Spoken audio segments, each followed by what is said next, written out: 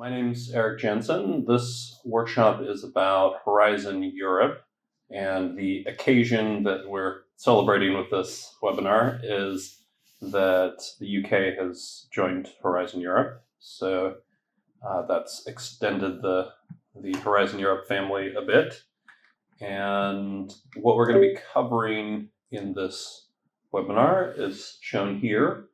We're going to be giving an initial overview of Horizon Europe and how it works, and talking about some of the kind of key things you need to consider when you're setting up a Horizon proposal.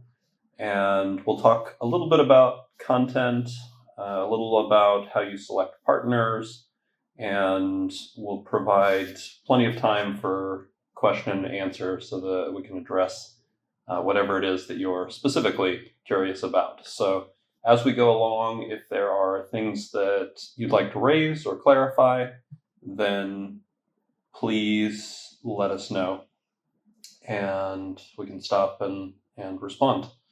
So, and then if you don't want to, go on to the mic to talk about your question, you're also welcome to put it into the chat, and Lali will be keeping an eye on that. Okay, so to introduce who we are and where we're coming from, this is a Methods for Change workshop, which is an initiative of the nonprofit Institute for Methods Innovation. Essentially, we do a number of workshops that focus on evaluation especially, but also survey methods, data analysis, and communications. My background is social science, so I have a PhD in sociology, and I work for universities both in the UK and the United States on projects relating to public engagement with science, evaluation, social research, that kind of thing. But my particular specialism is the interface between science and society and impact evaluation. So we've got quite a bit of experience with Horizon funding. These are a couple of our live projects that we're working on right now, shown on the screen. So one focusing on hydrogen fuel cell technology and the kind of public response to it, and then another one focusing on developing new democratic and participatory mechanisms. But there have been a number of projects in the past, including focusing on science communication, innovation actions, focusing on innovations in water technology, responsible research and innovation projects, and a variety of topics that have come up from Horizon. Okay, so what we're aiming to cover today is the kind of overview of Horizon Europe funding, where you can look for further information. Obviously, we're not going to be able to cover everything in this session, so you will need to do some follow-up if you're interested enough to go deeper on Horizon funding. And we're also going to signpost to some of the things to look for when you're developing a proposal. So where to kind of focus your attention. Okay, so big picture, there's a lot of money in Horizon Europe, almost 100 billion euros. And it's a very interesting set of funding options that it covers. So the kind of core is the research and innovation funding, but it also includes the European Research Council, which is more traditional scientific funding for research projects per se. The research and innovation kind of funding includes both what are called RIA, so research and innovation actions, which are primarily research projects, and innovation actions, which are primarily technology development projects. But the general concept is that there is a kind of cross-cutting mixing of priorities in these funding calls in the research and innovation space, which is the kind of the bigger chunk of the funding. And there, the idea is that they want integration, integration of social science and public engagement and participatory dimensions within projects that are primarily about technology enhancement and advancement. And they also want a kind of integrated approach for research projects, that they involve local communities, that there's stakeholders are engaged. So they're applying what is essentially best practice in development of research and innovation by encouraging the use of participatory methods, stakeholder involvement, this kind of thing, to increase the probability of success and the long-term impact of the projects that are funded. So I'll show an example of a set of objectives for a funding call. You'll see that even for a project that is primarily about technology, there still are things listed as that need to be covered in the proposal that are not really about technology per se. They're about laying the groundwork, about involving people who could be interested in the technology, about ensuring that there's a clear community that's going to use this technology, that is developed in an inclusive and participatory way. So quite a wide-ranging approach to addressing these topics.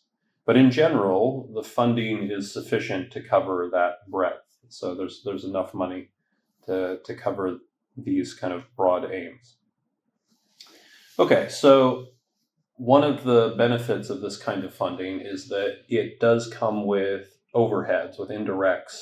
So the default scenario would be 100% of eligible expenditures are covered by the funding, and then you get 25% on top of that for overheads. It's just kind of assumed, so you don't have to justify what you're doing with that 25% overhead. And that overhead payment does apply on personnel cost, on travel cost. It does not apply on subcontracts. And in general, Horizon funding does not encourage the use of subcontracts. They prefer that you're doing the work with the partners on the project and only using subcontracts when it's absolutely necessary. I think it's also a nice feature of the Horizon funding that it's pretty inclusive. So organizations that are eligible include businesses, for example, which are not eligible for example, UK research funding. But any of these legal entities that are in an eligible country are eligible. So it includes businesses and a variety of other categories of organization, in addition to the usual universities. So these are the kind of key areas that we are focusing on. So there's European Research Council, which, as I mentioned, is the traditional kind of scientific excellence style of funding. So it does not include an innovation, an impact dimension to it. It's just scientific excellence of the proposal and the individual, the profile of the individual or individuals submitting.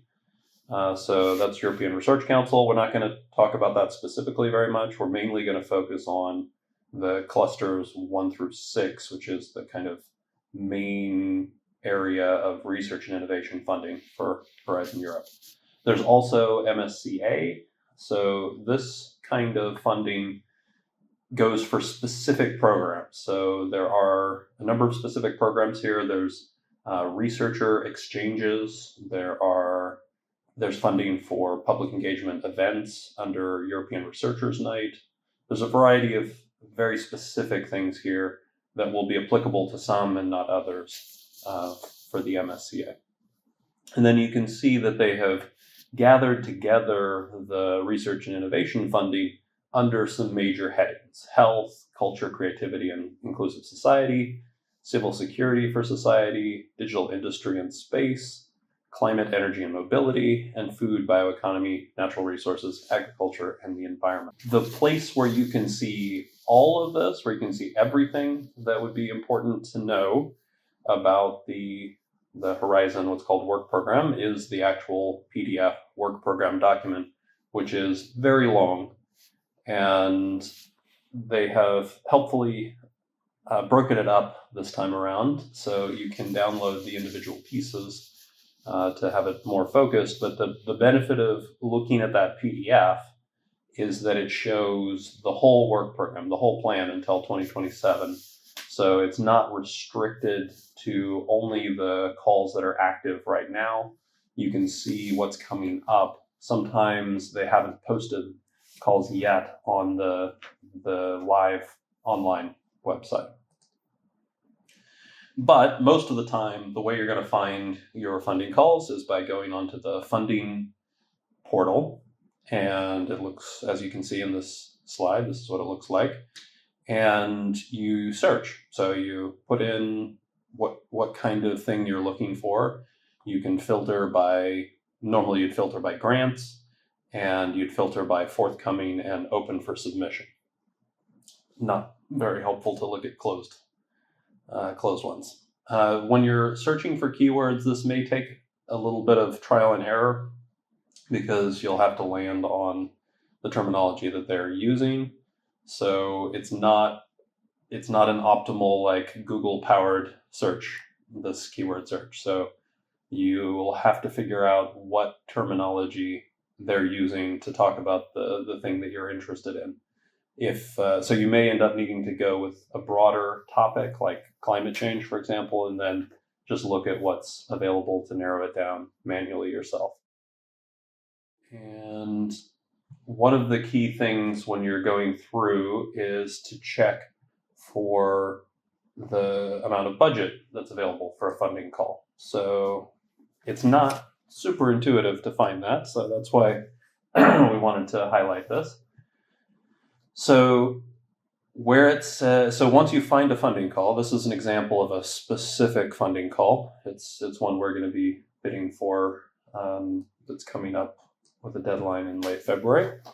And the way that you figure out both how much money are they offering and then how many individual grants are they going to offer for that funding call is you click on budget overview and you have to match that with the specific number that's shown. So if you see the title, New Circular Solutions and Decentralized Approaches, the line just under that is what you have to check to know the unique identifier for the funding call. So it says Circ Bio 02-4. That's what you have to look for when you look at the budget overview. So you'll see they are not in order. They are kind of randomly distributed. So it goes Circ Bio 2.1, 2.3, 2.6, and then 2.4. So that's how you find the available budget. The one under 2.4 says that they have a total of 15 million. That's the budget for year 2024. And the indicative number of grants, they use this kind of terminology like indicative or suggested, but really this is the limit. This is the amount. It's not just indicative, it's the answer. So on that one, there are 3 grants of maximum 5 million each for a total budget of 15 million. And in most cases, people bid right under the maximum they're allowed, which in this case would be 5 million. And it's a good idea, if you can, to go for funding calls where there's more than one grant available, because anything can happen to make you not get the top spot. It's nice to have at least one other slot for funding in case you are not successful to get to getting rated the top. Excuse me, Eric, we have a question in the chat from Simone. Something not clear to me is whether all the calls until the end of the program in 2027 are already available and can be found using the search engine, or are they uploaded on a yearly basis? It's closer to the latter. That it is not all available until the end of the program right now, but it's also not exactly a yearly basis.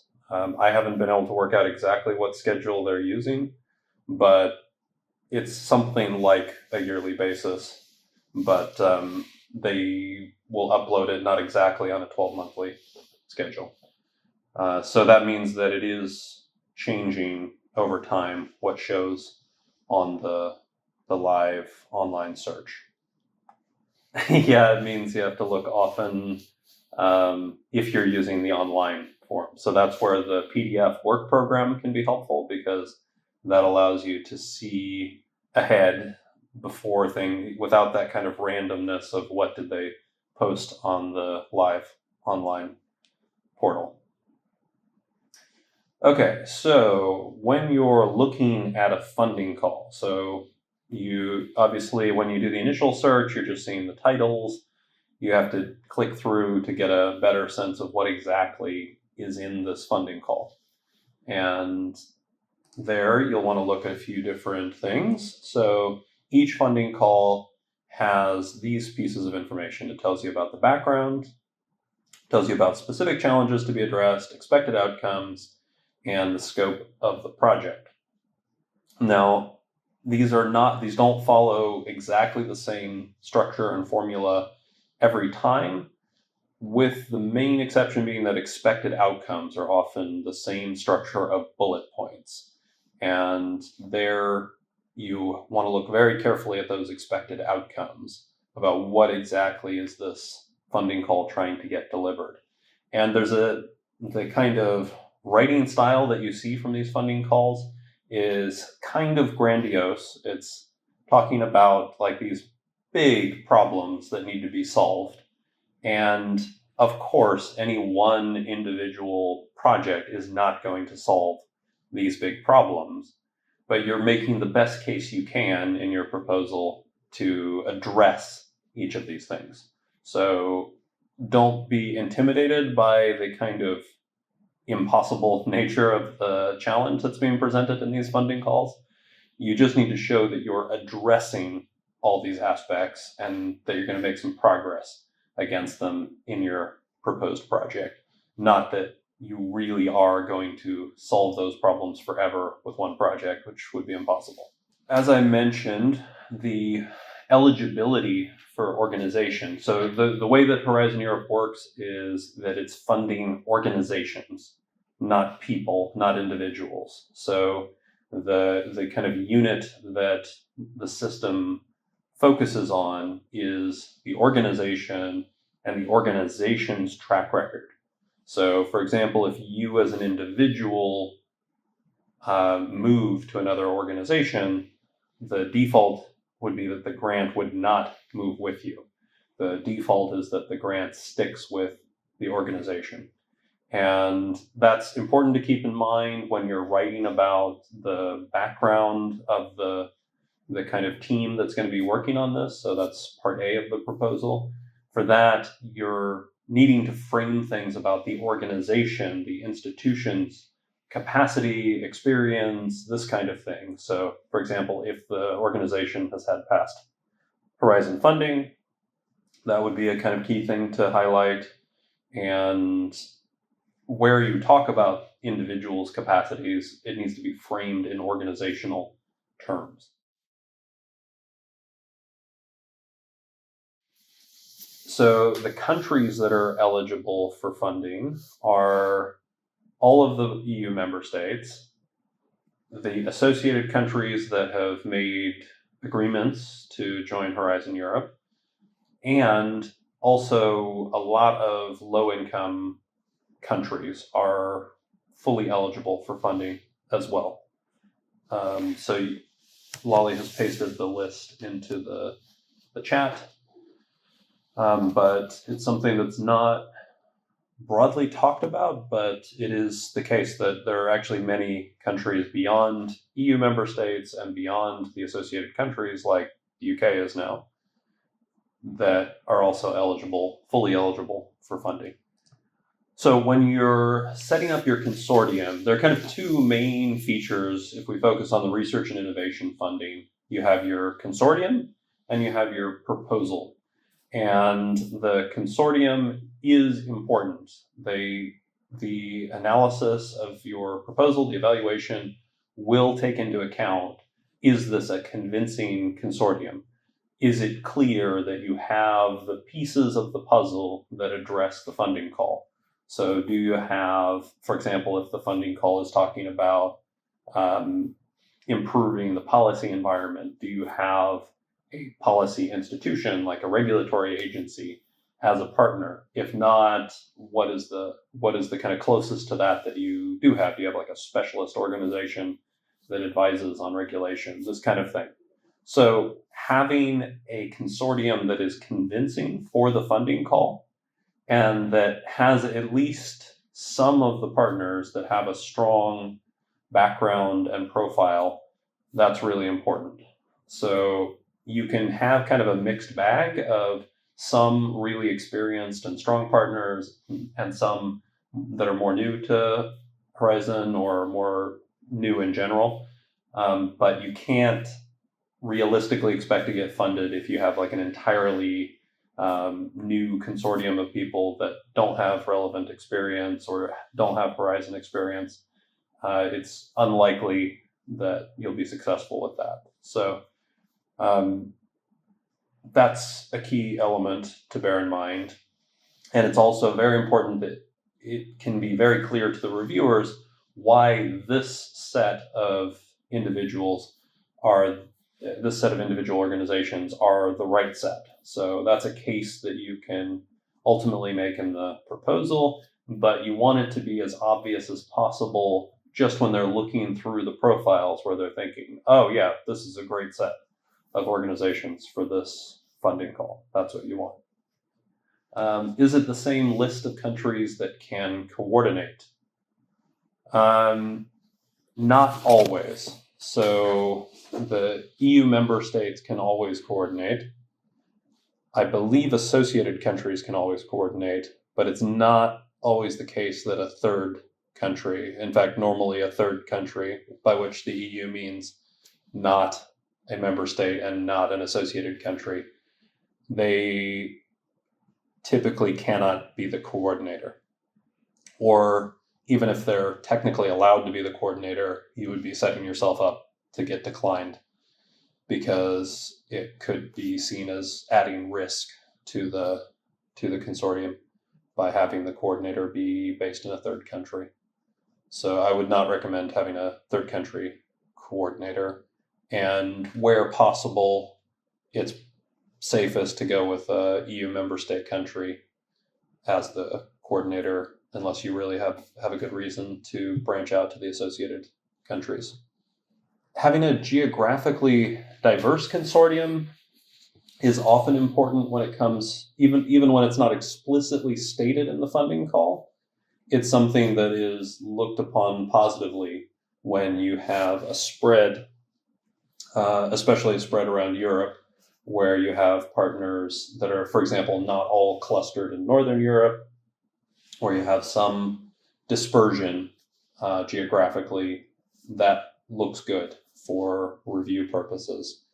And what the main risk on this is often because the research systems are more developed in northern countries, the risk is having an overly northern consortium. And so it's good to be kind of actively thinking about broadening out, especially into what are called widening countries by the EU, which are 13 countries that have less well-developed research systems, mostly in Southern and Eastern Europe. So that can be helpful to include. Probably most partners are gathered based on contacts, based on knowing an organization or looking up organizations that would be good for a funding call and reaching out to them.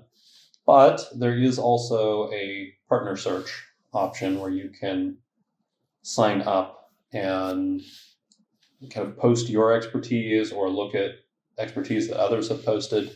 And we have gotten involved in EU projects that way.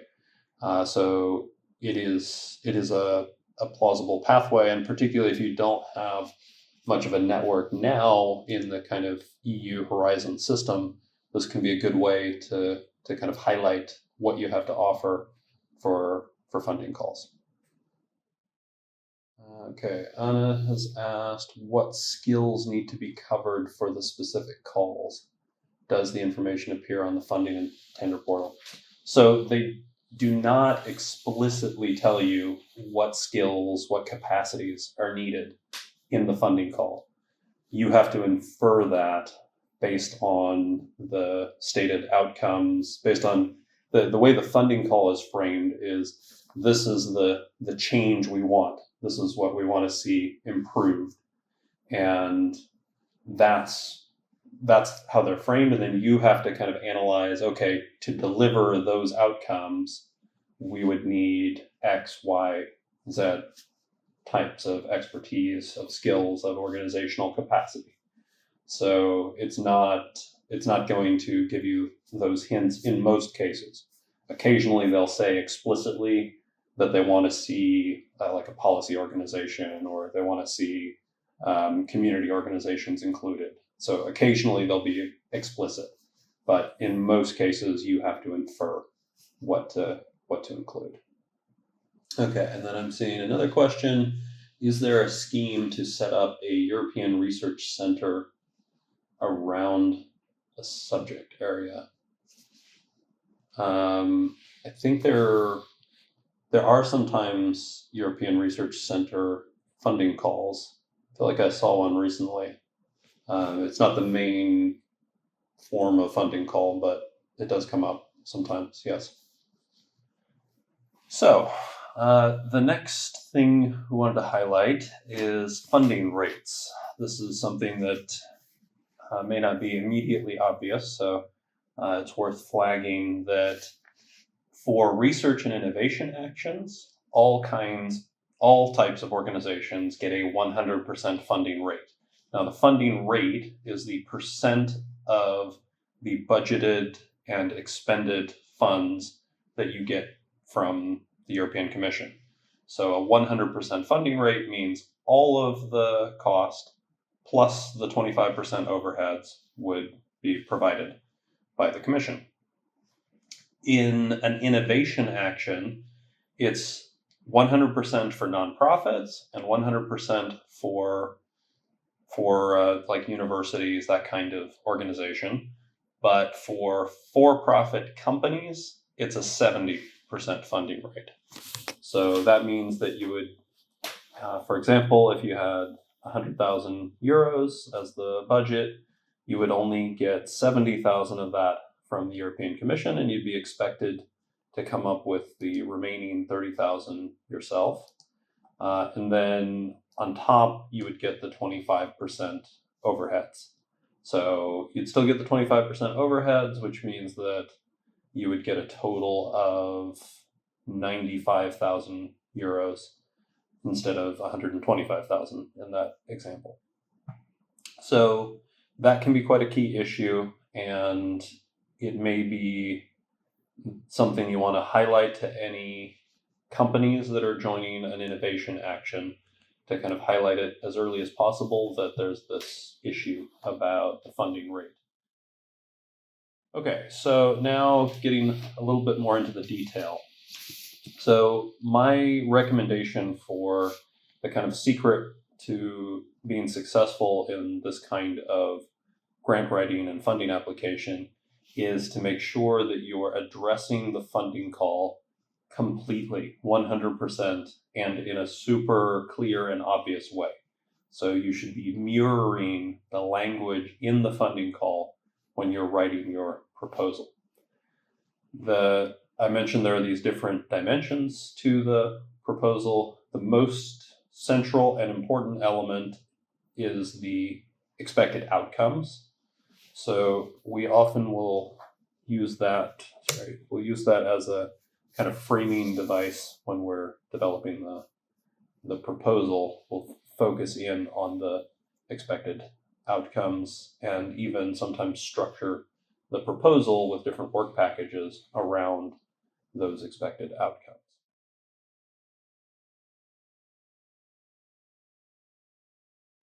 There is a question in the chat regarding the partner search functionality. James says the issue we have is that we're part of a university, but a center within it. Without a listing for the center, we wouldn't get found. So the university is listed as having been involved in around 50 past projects. Is it possible to create a listing for the center alone? I am actually looking to see if I can find the answer, but maybe you have an idea. Yeah, I don't know about specifically setting a listing, but in general, this is a good example of how the European Commission structures this kind of funding. So it's the organizational level that is the frame, that is the focus. So if you are a research center within a university, it's the entire university, because that's the organization level, that's the legal entity. That entire university is the fundee. So that's one of the kind of examples of the kind of implications of this focus on the legal entity level. So that means that technically you can claim the track record of those 50 past projects. So when you're presenting the organizational track record, you could leverage that and say, the university has over 50 past projects with Horizon, as part of your track record, because technically it's the university level that is the partner. Technically, the university could swap out your center and say another center is going to be doing the work. It sounds ridiculous because another center wouldn't know what to do, but technically that's possible because the funding is allocated at the organizational level, not at the level of individuals or even sub-organizational units like a research center. Okay, so when we're developing a proposal, a Horizon proposal, there is a pretty clear template that's provided, including page limits, including font sizes for those page limits, and you should never even contemplate going outside of those strictures. One of the things that is not specifically asked for, but is implicit, and you'll get negative feedback if you don't do it, is to show links between work packages. So once you prepare your proposal, it's worth going through the draft and creating links between different parts. This is a really important way to get extra points in the review process. So, for example, a step happens in work package 2 that then feeds into work package 3 that then connects to work package 5. This kind of elaboration of the interconnections, the linkages, is really important. Interdisciplinarity is also important at the kind of project level, that you have included the relevant disciplinary skills for the different outcomes that are needed. So, for example, if there's something mentioned about business models, you shouldn't be like trying to force it to have an organization that doesn't have a kind of clear expertise in that, covering that topic. But instead, ideally, you would have a partner that very clearly has expertise around business models, as an example. We have two different kinds of proposals in terms of the steps involved. So there's a single stage proposal, which is where the full-length proposal has to be submitted by the initial deadline right at the start. And there are two-stage proposals, where the initial stage is part A, describing the consortium, and a truncated version of part B that's only 10 pages long. So it's pretty short for a two-stage proposal. So those are pretty popular because there's so much less work. They do get kind of a flood of applications at stage 1, but it is a lot of time saving in terms of the proposal writing with a two-stage model.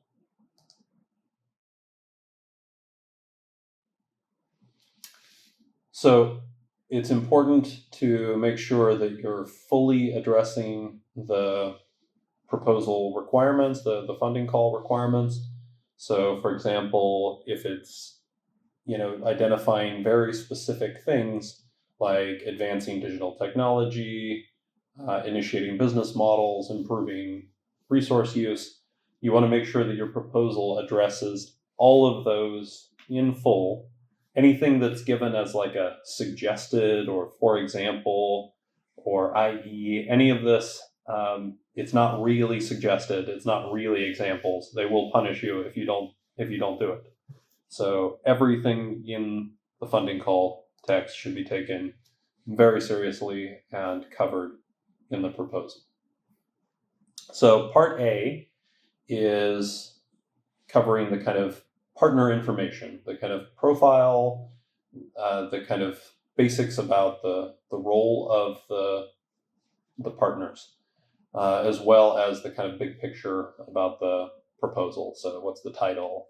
How long is it going to last? That kind of thing.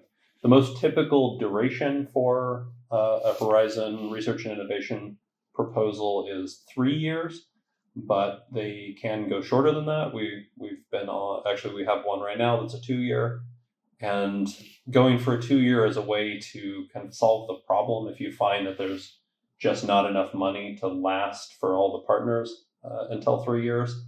One way that people solve that is by reducing the duration and then just kind of making it a more active squeeze. And then it can also be, I mean, it's nicer when you can go longer because you have more time to ramp up and ramp down. But sometimes the 2-year is the kind of practical solution to get out of a budget jam.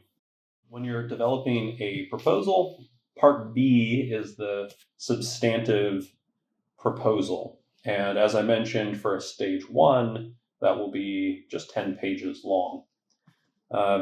Here we've shown some examples of what this looks like. So excellence is where you make your kind of main narrative case for how you're going to address the proposal, how you're going to address the funding call with your proposal. So it's kind of a central core is in these first sections on excellence and impact. So impact is about how you're going to make a difference with your proposed project. So how is it going to address the expected outcomes? Specifically how? So, what kind of procedures, methods are put in place to do that. And then section 3 is only included in the stage 2 proposal for a 2-stage, or it is included as part of the normal 1-stage. And this is where you lay out your work plan. So there's kind of there's kind of this major distinction between sections 1 and 2, which are about your core narrative, the excellence and the impact. So there you're kind of telling the kind of main case, the main story for what you're going to do and why. And then in this one, which is called quality and efficiency of the implementation, this is where you present the kind of the detailed work plan. So this is a more utilitarian section that's relatively bare. So you're not going into full details about why. Here you're saying what's going to happen, when is it going to happen, how do we know it happened? So that's milestones and how they're going to be verified as being completed, as well as deliverables. So these are the kind of the nuts and bolts of your proposal, the kind of practical steps. By month 3, this will have happened. By month 6, X will have happened, that kind of thing.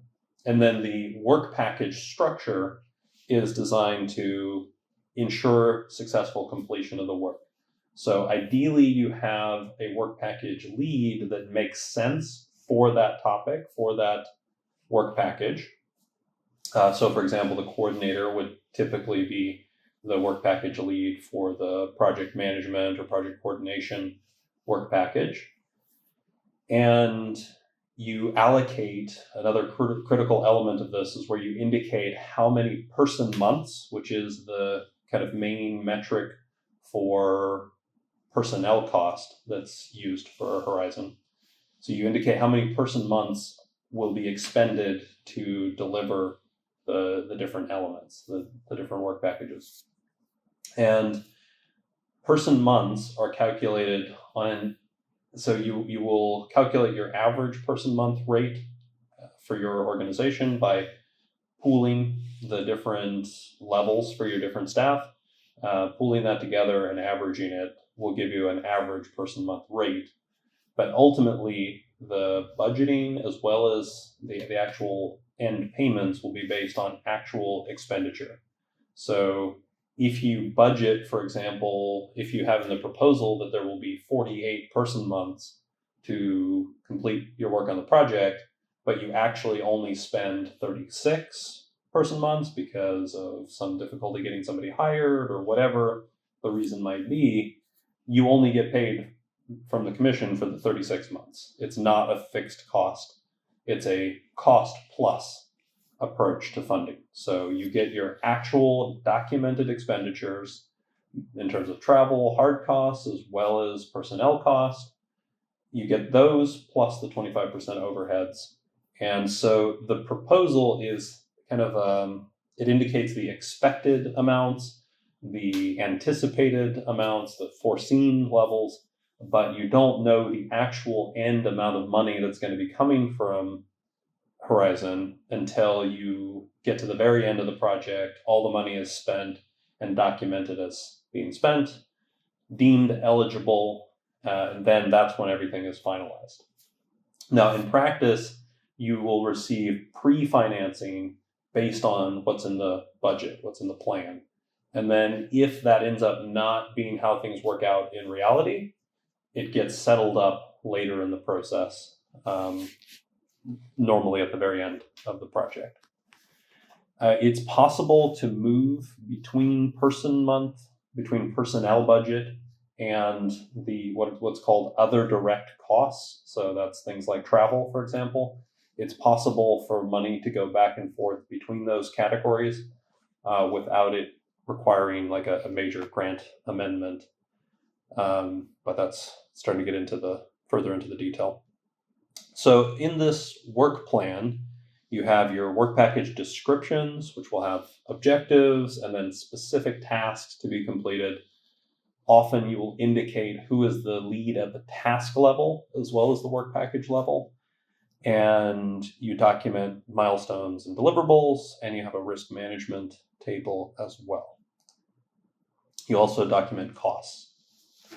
So the submission process, it's worth bearing in mind that because these are consortium proposals, you can get some complexities around different partners having different internal requirements for sign-off, for approval. So it's worth checking in advance on that kind of thing within your consortium. You know, what are the internal deadlines for sign-off for a proposal draft, things like that. But for the actual official submission deadline, that will be clear and published on the website, and it is never extended. So don't hope for any bailouts on time extensions. So when your proposal is being reviewed, this is in theory done by experts, but for sure they are external to the European Commission, the people who are doing the reviews. And they come together, they do their individual reviews, and they come together to make the kind of final decisions.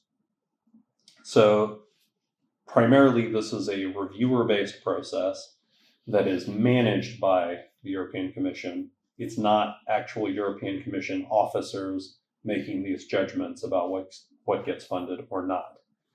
But the process involves strong emphasis on the funding calls, so and kind of related expectations that are applied throughout, like around gender equality, for example, and other cross-cutting themes. So these are independent reviewers, external reviewers, but they are constrained by the funding call and by the kind of rules. That's how it works.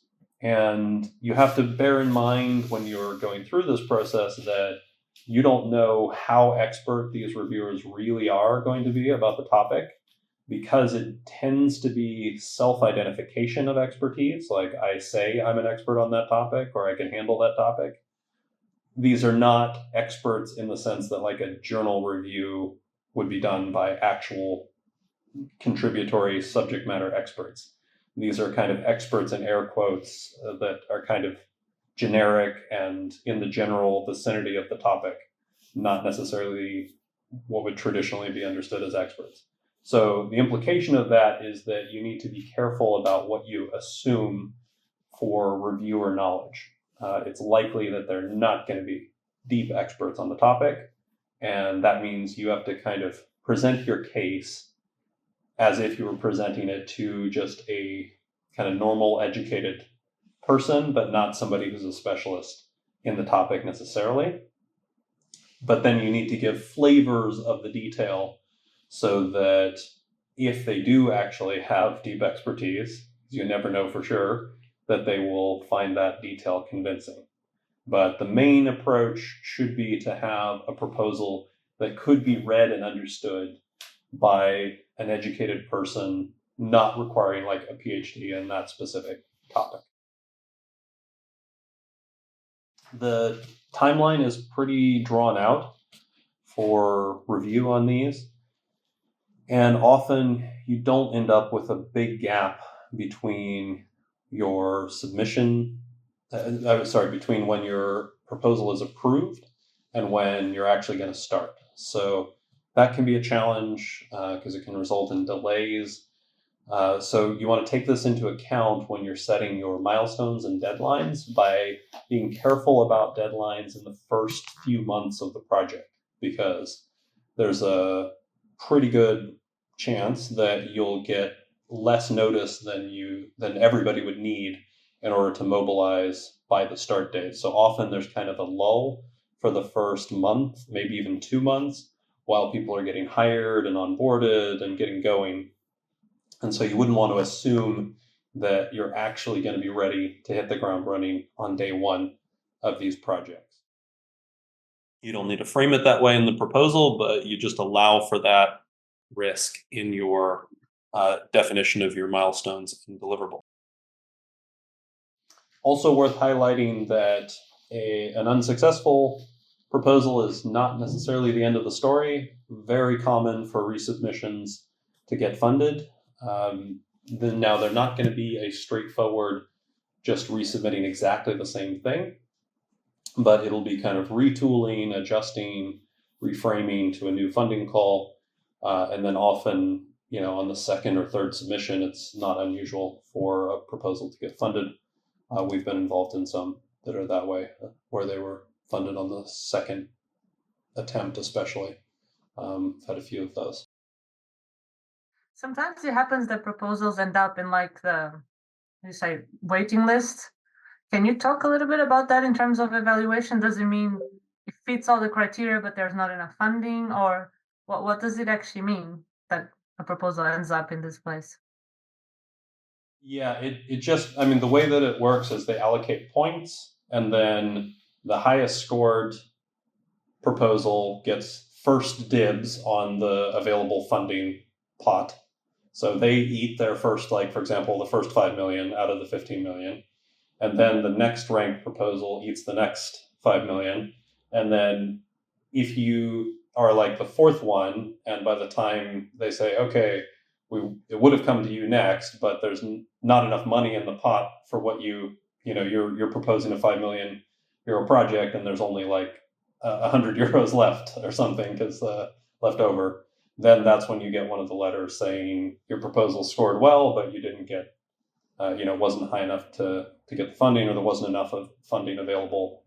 It's a euphemism for you were close, but you didn't make it in the funding, which is a good signal that you probably have a proposal that's a good candidate for resubmission, for retooling it, updating it, reorienting it, and trying again.